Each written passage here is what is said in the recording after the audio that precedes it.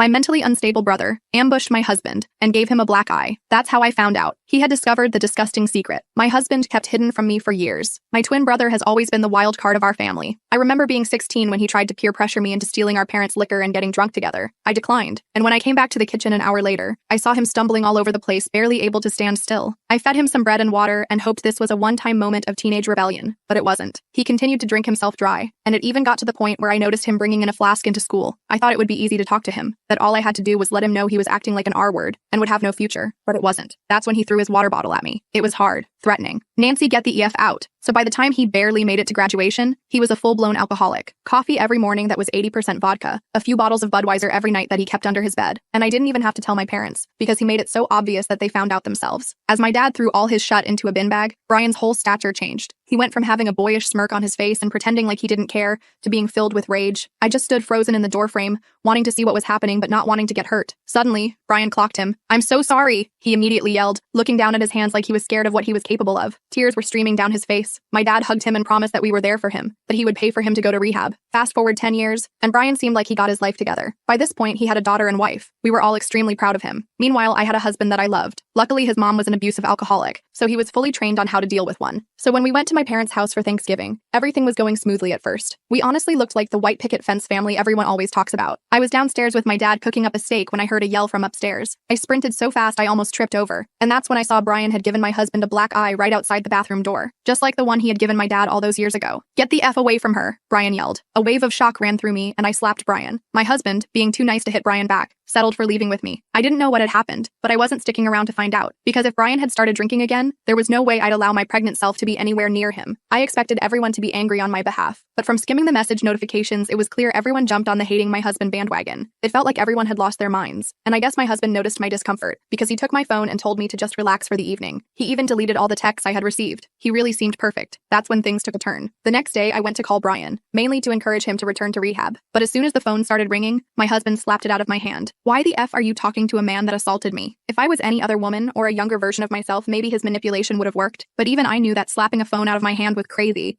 I had every right to talk to my family. "Brian never should have hit you, and I'll never forgive him for it, but I need to make sure he's getting help. I didn't realize I married someone who sides with abusers." He cut me off. I immediately switched my face into a fake moment of realization. "Oh my gosh, I don't know what I was thinking. I'm sorry, baby." He nodded before saying "good girl" and walking away. That's when I got in my car, drove to the park, and called Brian, because now I was more suspicious of my husband than ever. He picked up straight away. "Lauren, I need you to trust me and drive over here right now." His voice was urgent, and I knew that no matter what, Brian would never lay his hands on me, so I drove. When I got there, my dad couldn't even make eye contact with me, and my mom was in his arms, silently sobbing. Brian gently pulled me into the room next door. "Lauren," his tone was rarely ever serious, so I knew this was bad. "I want your husband dead." His voice was cold, unforgiving. I narrowed my eyes at him and started debating whether I should slap him again, until he finally spit out an explanation that made me want him dead too. When he was outside the bathroom door, my daughter was inside. I saw it, Lauren. His hands were in his pants. He was kneeling down to the peephole with a smile on his face that I never want to see again. I swallowed the bile that rose in my throat. I couldn't believe what I was hearing. My first reaction was pure disbelief. Mark? My husband? The man I was having a baby with? No way.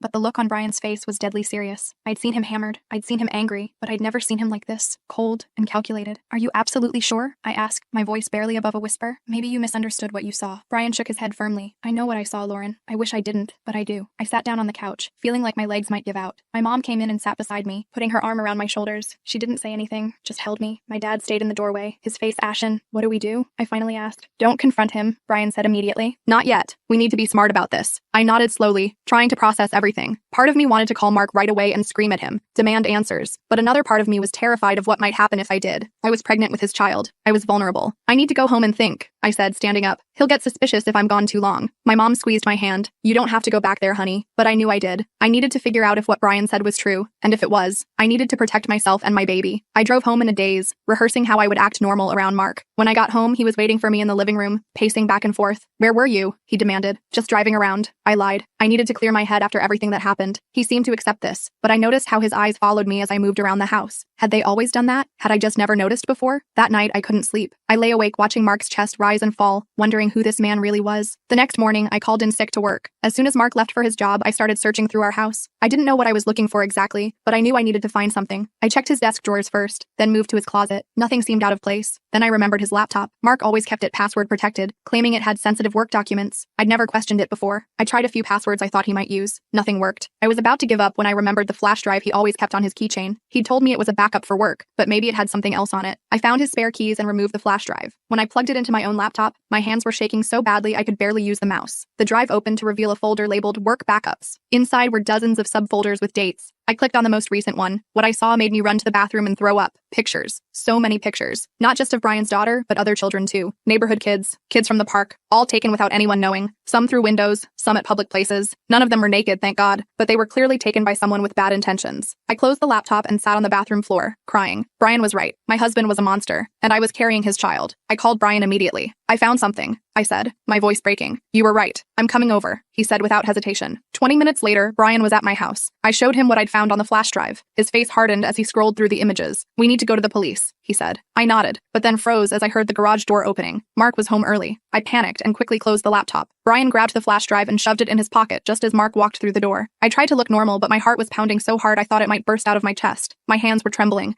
and I could feel beads of sweat forming on my forehead despite the cool air conditioning. What are you doing here? Mark asked Brian, his voice cold and sharp like a blade of ice. Brian stood up, putting himself between Mark and me, his shoulders tensed, a protective barrier I'd come to rely on more than I ever expected. Just checking on my sister. After what happened, I wanted to make sure she was okay. Mark's eyes narrowed, dark and calculating. The warmth that had once made me fall in love with him was completely absent now. You should leave, he said, each word deliberate and threatening. I was just going, Brian said. He gave me a meaningful look, one that carried the weight of our terrible discovery. Call me later, sis. After Brian left, Mark turned to me, his gaze scrutinizing every inch of my face. Why was he really here? I forced a smile, hoping he couldn't hear the thundering of my heart. Like he said, just checking on me. I wasn't feeling well this morning. I placed a protective hand over my slightly swollen belly, using my pregnancy as a shield. Mark seemed to buy it, but I noticed how he scanned the room, like he was checking if anything was out of place. His eyes lingered on the laptop for a second too long. He walked over to his desk and opened the drawer where he usually kept his keys. My heart skipped a hit. Have you seen my spare keys? He asked casually, though there was an undercurrent of suspicion in his voice. No, I lied, the word bitter on my tongue.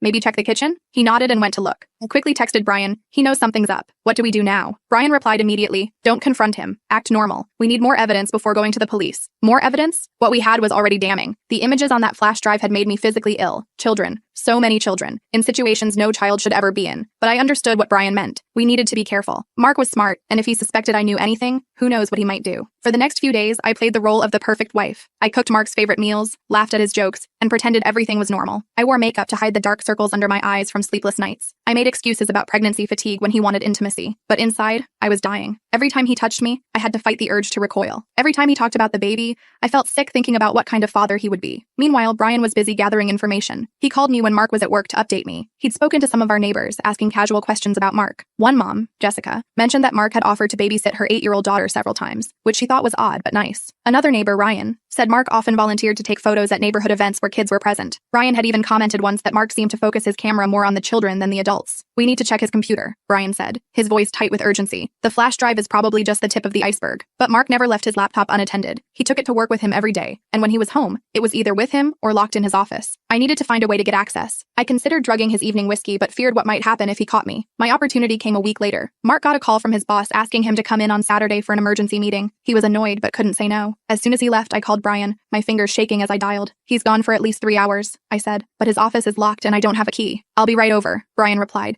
determination evident in his voice. When Brian arrived, he brought a small toolkit with him. His eyes were serious, focused. I learned a few things in my wild days, he explained as he worked on the office door lock. It took him about 10 minutes, but he got it open. Mark's office was meticulously organized, almost obsessively so. Every pen aligned, every paper stacked perfectly. His laptop was gone. He'd taken it with him. But there was a desktop computer that I rarely saw him use. It was password protected too. Let me try something, Brian said, sitting down at the desk. He tried a few common passwords before looking up at me. What's your anniversary date? I told him, and he typed it in. Nothing. Then he tried my birthday. Still nothing. What about the baby's due date? He suggested. I gave him the date, and to my surprise, the computer unlocked. My heart sank. Even his password was about accessing children. The thought made bile rise in my throat. Brian started searching through the files while I kept watch at the window, terrified Mark might come home early. The sky outside was gray and threatening rain, matching my mood. What Brian found made my blood run cold. Hidden folders with more pictures, some even worse than what was on the flash drive. There were also chat logs where Mark had been talking to other men with the same interests. They shared tips on how to gain trust. how to get access to children. Reading over Brian's shoulder, I had to rush to the bathroom to throw up. We need to copy all of this, Brian said, plugging in a portable hard drive he'd brought with him. His face was ashen, his jaw clenched tight. While the files were copying, I searched through Mark's desk drawers. In the back of the bottom drawer, I found a small notebook bound in black leather. Inside were names and addresses of families with young children, including some from our neighborhood. Next to some names were stars or check marks. Jessica's daughter had 3 stars. I showed it to Brian, who looked like he might be sick. Lauren, we need to go to the police with this, he said. Today.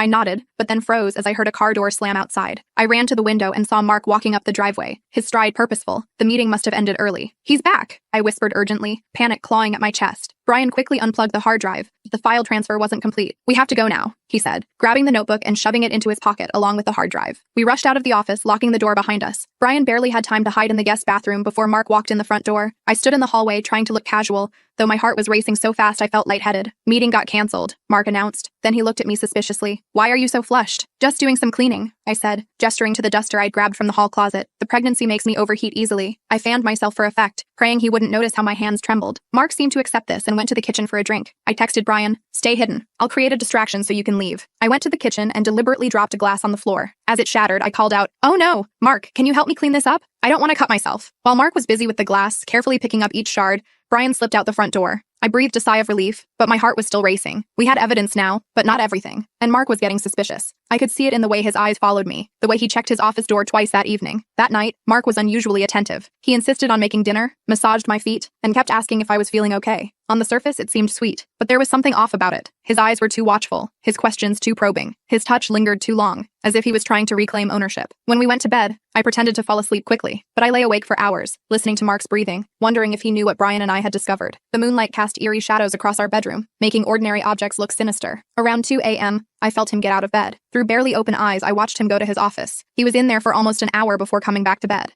I remained perfectly still as he slid under the covers, afraid that even the slightest movement would give me away. The next morning, I checked my phone and found a text from Brian. Meet me at the park at 10. Bring anything important you need. I knew what he meant. It was time for me to leave Mark. I waited until Mark went to shower, then quickly packed a small bag with essentials, clothes, toiletries, important documents, and the ultrasound picture I kept in my nightstand drawer. I also grabbed my grandmother's ring that Mark didn't know about, something I could sell if I needed money. I hid the bag in my car while Mark was getting dressed. I'm going to the grocery store, I told him casually as I grabbed my purse. Need anything specific? He shook his head, but I noticed how his eyes followed me as I grabbed my purse and keys. Don't be too long, he said. It sounded like a warning, not a request. I drove to the park where Brian was waiting with our parents. My mom hugged me tightly, her familiar perfume momentarily comforting me. My dad, usually stoic, had tears in his eyes. He and Brian stood guard, watching for any sign of Mark. We have enough to go to the police, Brian said, showing me the hard drive and notebook. But it's not complete. There's more on his laptop and probably online accounts we don't have access to. I don't care, I said, my voice stronger than I expected. I just want to be done with him. I want a divorce and a restraining order. My parents nodded in agreement. You'll stay with us, my mom said, squeezing my hand. He won't dare come near you there. But as we were talking, my phone buzzed with a text from Mark. Where are you really? The grocery store says they haven't seen you. Come home now or I'll have to come find you. My blood ran cold. He was tracking me somehow. He knows I'm not at the store, I told the others, showing them the text. My hands were shaking so badly I nearly dropped the phone. How could he know that? My dad asked, his face darkening with anger. He must have put a tracking app on my phone, I realized, or maybe my car. Brian immediately took my phone and turned it off. We need to check your car for GPS trackers, he said. We searched my car thoroughly and found a small tracking device magnetically attached under the rear bumper. Brian removed it and threw it in a nearby trash can. I felt violated all over again, knowing Mark had been monitoring my movements. We need to go to the police now, my dad said, before he figures out where we are. We drove to the police station in my parents' car, leaving mine at the park. I was terrified but determined. This had to end. The weight of what we'd discovered, what Mark was capable of, pressed down on me like a physical force. At the station, we spoke to a detective named Pamela Rodriguez. She was a petite woman with sharp eyes that missed nothing. I explained everything, what Brian had seen, what we'd found on the flash drive and desktop, the notebook with children's names. Detective Rodriguez took it all very seriously, her expression growing grimmer with each detail. We'll need to get a warrant to search your house and seize his electronic devices, she explained. In the meantime, I strongly advise you not to return home or contact your husband. I nodded, relieved that she believed us. What about a restraining order? We can start that process today, she assured me. Do you have somewhere safe to stay? She's staying with us, my dad said firmly, his arm protectively around my shoulders. As we were leaving the station, my mom's phone rang. It was our neighbor, Jessica, calling in a panic. There's something wrong at Lauren's house, she said. Mark is throwing things out the window and yelling. Should I call the police? They're already involved, my mom told her. Stay away from the house, Jessica. Mark is dangerous. Detective Rodriguez overheard and immediately dispatched officers to my house. He must have realized you're not coming back, she said grimly. We waited at the station for news, the minutes crawling by like hours. About an hour later, Detective Rodriguez returned. Your husband wasn't at the house when officers arrived, she told me, but it looks like he was destroying evidence. They found smashed hard drives and burned papers. My heart sank. Had we lost our chance to prove what he'd done? Would he somehow escape justice? Don't worry, the detective continued, seeing my expression. We still have what you brought us, and our tech team can recover some data from damaged devices. For the next week, I stayed at my parents' house, jumping at every sound and constantly checking to make sure doors and windows were locked. Mark had disappeared. His phone was off and he hadn't shown up at work. The police were looking for him, but so far, no luck. I had nightmares about him finding me, about what he might do to our baby once she was born. Brian stayed with us too, sleeping on the couch with a baseball bat nearby. He'd become incredibly protective, never letting me go anywhere alone. It reminded me of when we were kids and he'd stand up to bullies for me, despite being smaller than most of them. 10 days after I left Mark, Detective Rodriguez called with an update. We've recovered a significant amount from the devices you provided and what we found at your house, she said. It's extensive. Your husband has been collecting these images for years, long before he met you. I felt sick, but also relieved. The evidence was real and substantial. Mark wouldn't be able to talk his way out of this. He couldn't claim it was a misunderstanding or a one-time mistake. We've also put out an alert for him, she continued. Every police department in the state is looking. But Mark was still in the wind. Days turned into weeks with no sign of him. I started to wonder if he'd fled the country. The restraining order was in place, but a piece of paper wouldn't stop him if he really wanted to find me. I found myself checking under my bed each night, a childhood habit that had suddenly become necessary again. I was nearly 4 months pregnant now, and starting to show. My baby bump was small but unmistakable. Despite everything, I decided to keep the baby. It wasn't this child's fault who their father was. Brian supported my decision, though my parents were more hesitant. What will you tell the baby when they're older? My mom asked gently one evening as we folded laundry together. The truth, eventually, I said, but a version they can understand and that won't hurt them. One evening, about a month after I'd left Mark,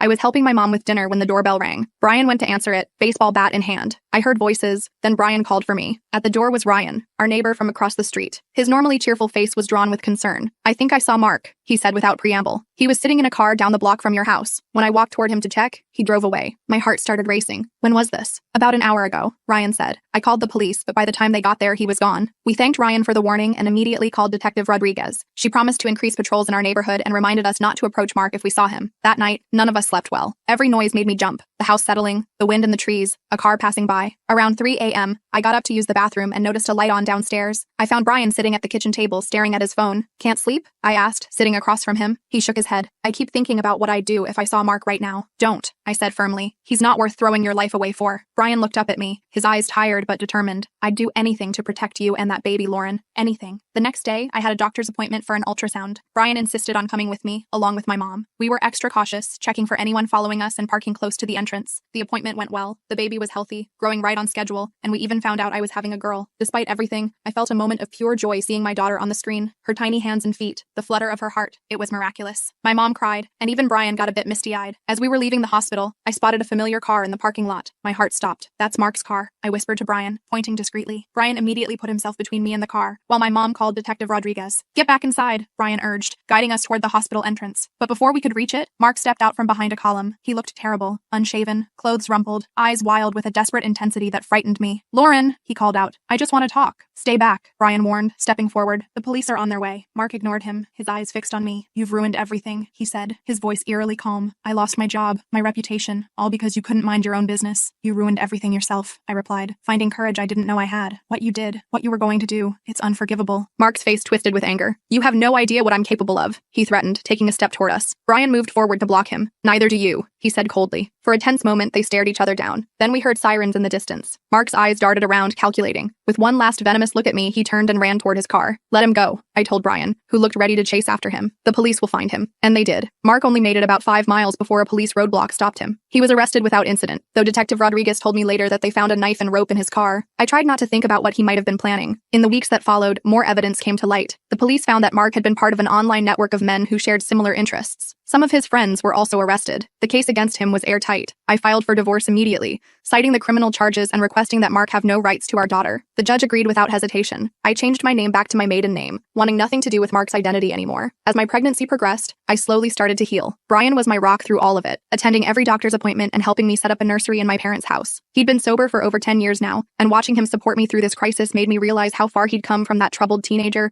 who used to get into fights and drink to numb his pain. I never thought I'd say this, I told him one day as we assembled a crib. The instructions spread out on the floor between us. But I'm glad you punched Mark that day at Thanksgiving. Brian laughed. a genuine sound that had become rare lately. Me too, sis. Me too. Mark eventually accepted a plea deal to avoid a trial. He would serve at least 15 years in prison and be registered as a sex offender for life. When Detective Rodriguez told me the news, I felt a weight lift from my shoulders. It wasn't over. I would always have to be vigilant for my daughter's sake, but at least Mark couldn't hurt us anymore. 6 months after leaving Mark, I gave birth to a healthy baby girl. I named her Hope, because despite everything, that's what she represented to me. Brian was the first person to hold her after me, and the look of pure love on his face told me she would never lack for protection. As I watched my brother gently rock my daughter, I thought about how life takes unexpected turns. Brian, once the family troublemaker, had become my strongest ally, and Mark, who had seemed so perfect, had hidden the darkest of secrets. She's beautiful, Lauren, Brian whispered, looking down at Hope's tiny face. And she's going to be okay. We all are. For the first time in months, I truly believed it. As I watched my brother gently rock my daughter, I felt a strange mix of peace and anxiety. Hope was perfect in every way. 10 little fingers, 10 little toes, and the cutest button nose I'd ever seen. But I couldn't shake the fear that somehow, someday, Mark would find a way back into our lives. You're thinking about him again, aren't you? Brian asked, not looking up from Hope's tiny face. I nodded. I can't help it. What if 15 years isn't enough? What if he gets out early for good behavior or something? Brian carefully handed Hope back to me. Then we'll deal with it. But that's a problem for future us. Right now, this little nugget needs her mom to be present. He was right, of course. I needed to focus on the good things in my life, not waste energy worrying about Mark. Still, I made a mental note to talk to my lawyer about what would happen when Mark eventually got released. I wanted to be prepared. The first few months with Hope were a blur of sleepless nights, diaper changes, and figuring out breastfeeding. I stayed at my parents' house, which was both a blessing and a challenge. My mom was amazing with Hope, always willing to take her so I could shower or nap. My dad built a rocking chair for the nursery and spent hours walking Hope around the house when she was fussy. Brian came over almost every day. He'd bring coffee for me and silly little onesies for Hope. His wife Jenny was pregnant now too, and they were having a boy. It was nice to think our kids would grow up as cousins, close in age just like Brian and me. About 6 months after Hope was born,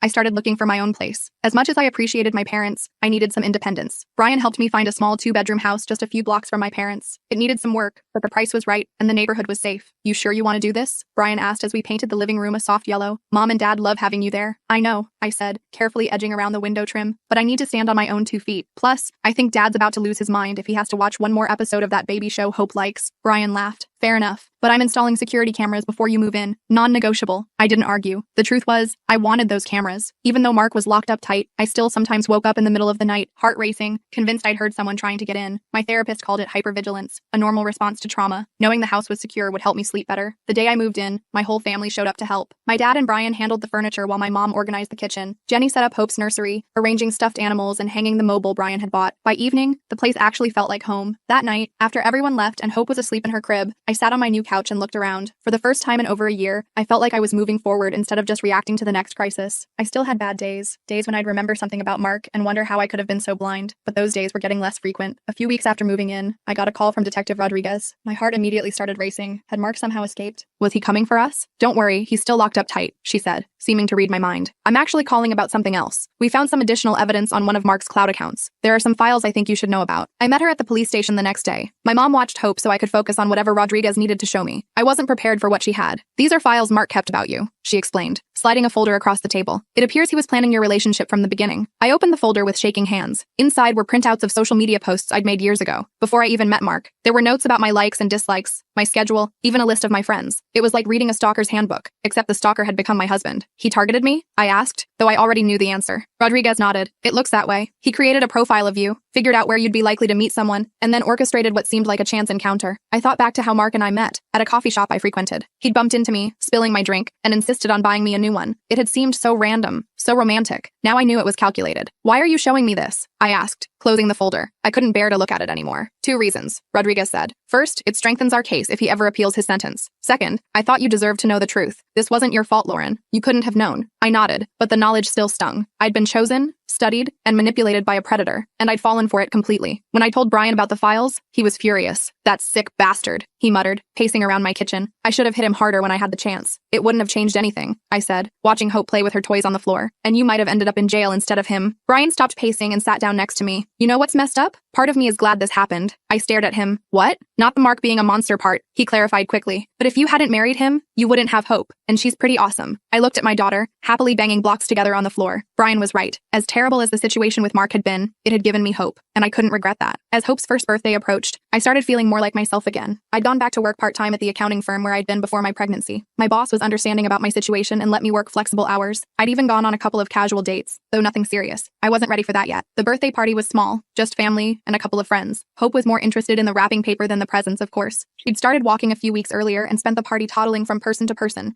showing off her new skill. After cake and presents, when Hope was napping and most of the guests had left, Brian pulled me aside. "I've got something for you," he said, handing me a small box. Inside was a key. "What's this for?" I asked. "It's a key to our new cabin," he explained. "Jenny and I bought that place up at Lake Meredith. It needs work, but it's got potential. I thought maybe you and Hope could come up sometimes, get away from everything." I hugged him tight. "That sounds perfect. Thank you." The cabin became our weekend retreat. Hope loved playing in the shallow water at the lake's edge, and I loved the peace and quiet. Brian and Jenny came up most weekends too, especially after their son Ethan was born. Watching Hope and Ethan play together, I felt like we were building something good out of all the bad that had happened. About 2 years after Hope was born, I got another call from Detective Rodriguez. This time she had news that made my blood run cold. "Mark's been communicating with someone on the outside," she told me. "We intercepted some letters. He's been asking about you and Hope." My hand tightened on the phone. "Who's he writing to?" "A former coworker named Douglas. We've already brought him in for questioning. He claims he was just being friendly, but we found evidence he's been driving by your parents' house." I immediately called Brian, who came right over. We decided I'd stay at his place for a few days while the police investigated further. I packed a bag for Hope and myself, hands shaking the whole time. Douglas turned out to be more pathetic than dangerous. He'd idolized Mark at work and couldn't believe the charges against him. Mark had manipulated him, just like he'd manipulated me. The police gave Douglas a stern warning and put him under surveillance. He never came near us again, but the incident shook me. I realized I'd been living in a false sense of security. Mark might be in prison, but he was still trying to reach out, still trying to control my life. I couldn't let that happen. I met with my lawyer the next day and filed for a permanent restraining order that would prevent Mark from contacting me or Hope in any way. No letters, no phone calls, nothing. The judge granted it immediately. I also legally changed Hope's last name to match mine,